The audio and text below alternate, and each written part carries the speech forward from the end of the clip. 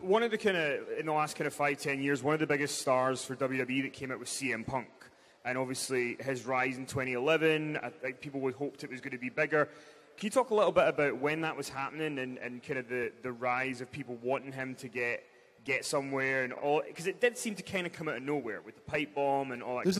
He was a star, and at the time, I remember the word on the street was he was miserable and he was going to leave.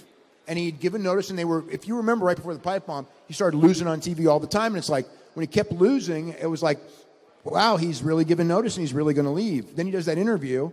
And, I thought it was a phenomenal promo. And, and a landmark promo right away. But I didn't see how it was going to change everything. And kind of did and didn't at the same time, in the sense that, the business really didn't pick up, but there were people who were just so gung-ho on him. And he was really popular, and they didn't really, people were chopping down his legs and everything like that, where you were kind of going like, I'm not saying, it's like he should have been really pushed hard, and it wasn't quite there, and they were doing things to break his momentum, and I didn't really understand it. A lot of the stuff that they did, the original plan on his comeback, as I recall, he was going to come back at the end of a show, and Triple H was going to beat him up. And it's like, then they finally, talked him out of it. But it's like, he'd have been ruined his first match back, or his first night back after, he went away for a couple weeks, right? His first one when he came back, they were, it was just great. I don't know. It was... It seemed very random that Kevin Nash returns to powerbomb him. It just seemed so, that's what you're going to do?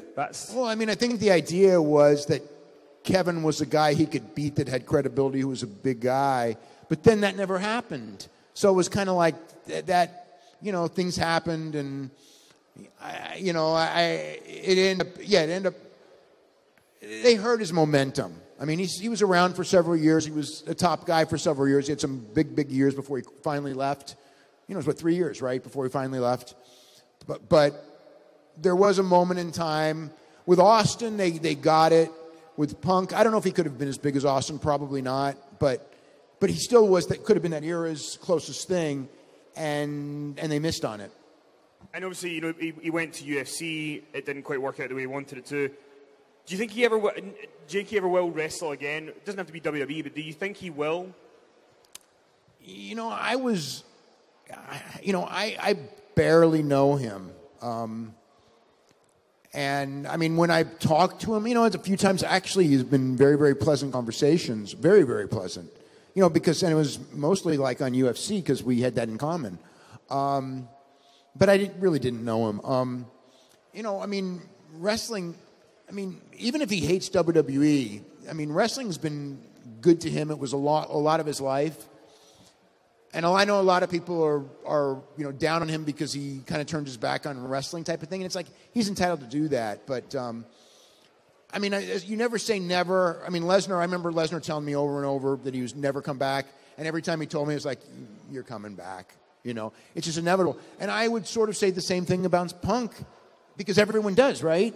So I thought time would heal all wounds. And I thought that that All-In show was almost like the perfect place, for him to do it. And he did the autograph signing that weekend, and they announced the autograph signing. I just thought, it's in Chicago. Those guys are guys, he likes the Young Bucks. He talks to the Young Bucks.